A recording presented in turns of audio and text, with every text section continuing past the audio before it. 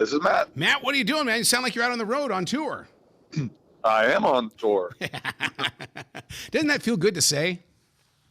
Yeah, it does actually. So when did you have time to put together this brand new collection of music? The new record Crackdown actually was recorded before the pandemic. It was a follow-up to our first record, Lonely Soul. But when everything shut down, we decided to put it on hold, releasing it. And we ended up recording another record, the Hound Dog Tribute record, and that came out first. Wow. And now that we're back on the road, we're releasing this one. Man, I've been through this collection of music about 3 or 4 times now, and the one thing that I keep writing down is that I am convinced that what you do with blues and electric, it's like I'm living the moment when Dylan picked up the electric guitar, because I mean you've got some blues and some storytelling and everything happening inside those lyrics, and it's right there with that guitar. Well, thank you. I appreciate that. Putting this music together in a modern age where you want to be discovered on all formats, are you thinking about that, or is it, you know what, I'm going to let everybody else do that for me? My main important job is to play it live and make new stuff. Well, I'm not, no, I mean, we think about making albums and releasing them. I mean, obviously you have to think of all platforms, but you know, I'm an album guy. I like thinking from the front to the back rather than just singles. Yeah, let's talk about that song "Crackdown." The thing is that there's a movement inside this collection of music, because I mean some of these songs sound like they belong in movies. Are you pushing for that? Sure, we'll take that. We've had a bunch of songs in TV shows already, but we haven't had a movie one yet. That'd be great. Yeah, because the one I keep thinking about for a movie is, I mean, there's just something about the song "By My Lonesome" that I sit there and it's like cut loose and be yourself, and I'm going, God, that would be a great movie song. Hey, feel free to pitch it. We'll take it. You get it.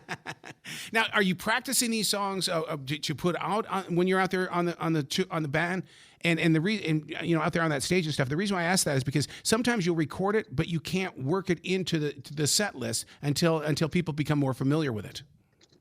We're doing all of them live for sure. They're all in the set list. What kind of clubs are you playing in these days? The tour, we're on tour right now for about a month, and they're clubs and theaters for the most part. We're out with our label mates, the Monophonics and Kendra Morris. So it's 3 bands on the tour. So they're larger size rock clubs for the most part. Mm-hmm. One of the things that I love about the music is that it's so one-on-one. It's almost like you said, hey, we're in the studio right now. If you want to come over here and do it. I mean, like the song "Just Because," it's got one of those where the vocals take over the lead role. I mean, all the instruments are in the background, but boy, those vocals really take over. Well, that's good. We want everybody to be able to hear it. Do you take the time to sit down with the engineer first and discuss it, or is it one of those things where you get it down and then that's when you know before you master it and everything like that, you guys have worked it out? No, I definitely talk to the engineer beforehand and give them examples of what we're going for, and then when that's done, we go into mix land, and that's a different engineer that I work with, and I do the same thing with them. I have lots of examples and very clear of what I'm going for. I once had an engineer tell me, he says, when you come into this studio, you're relinquishing control of your songs. Okay, what you need to do, dude, is just do what you do, and then we'll do the rest. I mean, that doesn't happen every day. Oh, I would fire that engineer. Oh, he was. Oh, dude, if you only knew the troubles I had getting my masters and stuff like that. Oh my God. Yeah, I wanted all of my mixes. As far as I was concerned, I put the money down. All that stuff belonged to me. Yeah, right. What are some of the experiences that you've gone through in a studio where it's like, okay, this right here was a learning experience? Everything. I mean, from the first time I was in a studio to being a sideman in the studio to learning, mic placements and knowing how loud to play. Usually in the studio we play quite a bit quieter than we do live. We use smaller amps and play pretty quiet in the studio in comparison. Is that the reason why I feel like that it is up close and personal? Because I mean, there are the songs here that really feel like that you're sitting right there with me. I don't know if that's. We play quieter just because it's easier to. Well, first of all, we play all live together, so all our amps and drums are in one room. We don't isolate things, so playing quieter gives you a little bit more control when you go to mix. Mm-hmm. Joe Perry of Aerosmith once told me that when you go into the arenas or you go into the clubs and things like that, you have to find out where the echo spot is. Do you guys do that as well, just to find out so that it doesn't take you by shock? No, I've never done that. I don't know what that is. The echo Well, spot? yeah, what he does is that he says that when he's doing a guitar solo, that he's so wrapped up into the moment inside the hall that if it goes up there and it starts doing, I mean, you're a master at reverb anyway. I mean, what happens is that it gets up there and it creates an echo, and he says it can take him out. I mean, I guess maybe he means like, I mean, in some places we play, there's hits the back wall and there's like a delay effect. Yeah, I don't like that, but I don't go in looking for it. If it's there, I deal with it, I suppose. Let's talk about that song "Gone for Good." This one is about. I mean, anybody's going to listen to the song is going to say, well, "This one was meant for me." Well, yeah, I'm glad you like it. That was definitely one of the more traditional blues numbers on the record. Have the blues changed, or is it just that people are more open to it these days, and that I mean, during the days of Muddy Waters, you had to really get into the lifestyle and the smoky bar scenes and things like that. Oh, I don't know. I wasn't around back then, but yeah, I mean, I think the blues music in general these days is definitely changed from what it was in the 50s or 60s. I mean, we like the stuff in the 50s and 60s.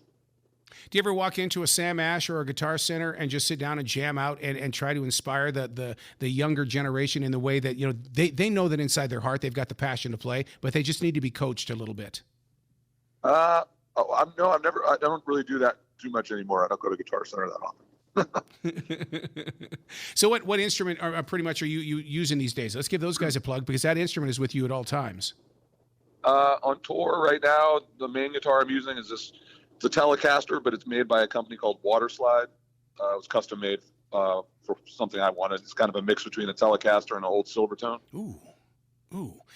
I'm reading articles about where people are really going for the custom-made guitars. In fact, Tama Stedman is a guitar maker here in Charlotte that he had this vision to build these guitars, and now the Marshall Tucker Band is playing his guitars. That's cool. So, I mean, that's part of the relationship, isn't it? I mean, even Brian May of Queen, takes his guitar Red with him and has really built up a lifespan there. Yeah, I mean, yeah, of course. That makes sense. Yeah. Fairweather Friend, what is this song about? Well, Pat wrote that one, the lyrics to that one. I think it's pretty self-explanatory, Fairweather Friend. In the way, I mean, but when you're sharing it up there on that stage, you're making connections with people, and you kind of like go, "Ooh, am I that fair weather friend, or am I the one that's going to identify the fair weather friend?" Sure, yeah, that's it. However you want to interpret it. I knew you were going to say that. I've been waiting for you to say that. So now GA-20. Now for listeners that are just tuning in to find out what that's all about, the creation of the band. Where did it start, and how do you like to see it grow? We started in Boston in 2018. Nice. Pat and I started the band. Tim joined the band about a year after that on drums. Before that, we had just different drummers filling in. And we just started really, I was off the road for about a year from Charlie Musselwhite. He was out with Ben Harper. Mm-hmm. So I was just looking to have a project to keep me busy. And there really wasn't too much traditional blues going on in the Boston area. So Pat and I loved that type of music. So we started the band because just what really wasn't happening around in town. One of the things that music does is that it's constantly evolving. In fact, when Elton John was in town last night, I've seen some of the stuff that he played. When he was singing it goes in a completely different direction than what it sounded like with music. What is it about an artist where you do take a chance on that? Is it to keep it fresh, or is it just what's the story behind stuff like that? I'm not sure I understand the question. Even when you see, one of the reasons why I love listening to live music when people record it and they give it to their fans and stuff like that is because it's not like the original song in the studio, because you'll take the vocals in a different direction. I like that. And so I'm just, but in order for you guys to do that, I mean, that's got to take some serious confidence on your side. Yeah. I mean, we stay pretty close to the recorded song in that aspect. I mean, we stretch out with solos live, and sometimes tempos could be a little bit faster live just because, the energy of the room. But we stay pretty close to the recorded versions. Speaking of that energy, Double Getting, I'd like to see the light show on that song, because that looks like one where you'd put the spotlights on the fans to see them jumping out there. Oh, yeah, that's a good one. People like that one. When you put up a song like that, where you know that are going to get people to be activated, I mean, how does it does it play out first on an acoustic guitar, or are you sitting there with different guitar riffs going, I have this riff I've had for about 25, maybe, let's go 5 years. I've had this riff for 5 years. I think it's time we put it to work. Yeah, I mean, it usually starts with either Pat having a lyric or a verse, or one of us having a guitar riff, and then we send it back, back and forth, with little iPhone recordings or whatever. And once we feel like we have a template of the song, the three of us will get together and arrange it. So what is the go-to food out there on that bus or inside that van? I mean, there's always got to be, every town you go into, that you're going to that go-to food. Well, we've been eating a lot of tacos. Yeah. On the West Coast. Yeah. Those have been delicious. Are people pretty much into the music scene only because on this side of the world, over here on the East Coast, all we hear about is the governor and how the state is burning up and you're running out of water and things. And I swear to God, you guys are like the new folk stars, the folk rock stars, because you're out there telling the story and beefing people back up. I hope so. What part of California you guys touring in?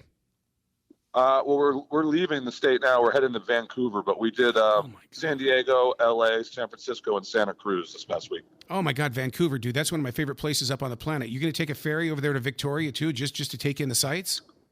I don't think we're going to have time for that this time. Oh, you got to love that then. See, you go from a lockdown to not having enough time. Yeah, I mean that's the star, coming right out of you. That's right. So what's the website where listeners can go and find out about the first one and about this brand new one called Crackdown? GA20band.com. And what is the GA-20? What does that stand for? It's an old Gibson amplifier Nice. From the 50s. So that was what we were using when we first started the band, and we use them when we record. Is that there was one of the things we're with a live group tonight, and so one of the things that I mentioned was I said they've got kind of like a Black Keys appeal, but there's more to them than that. Is that, you like that old standard style? Yeah, I mean, I see why you say that. I mean, the Black Keys are definitely coming from more of a garagey hill country blues thing, and I think we're a little bit more. I don't know, and more like Chicago blues, electric Chicago blues. But yeah, I can see why. No bass player, and it's dirty blues. Do you miss those garage days? No. No. No. See, I always miss when the cops were called, and then the cops would come over and say, "Why do I have to always come over here? Why can't you just be nice?" Right. Well, dude, you got to come back to this show anytime in the future. The door is always going to be open for you. All right. I appreciate you having me. All right. You be brilliant, okay? All right. See you soon.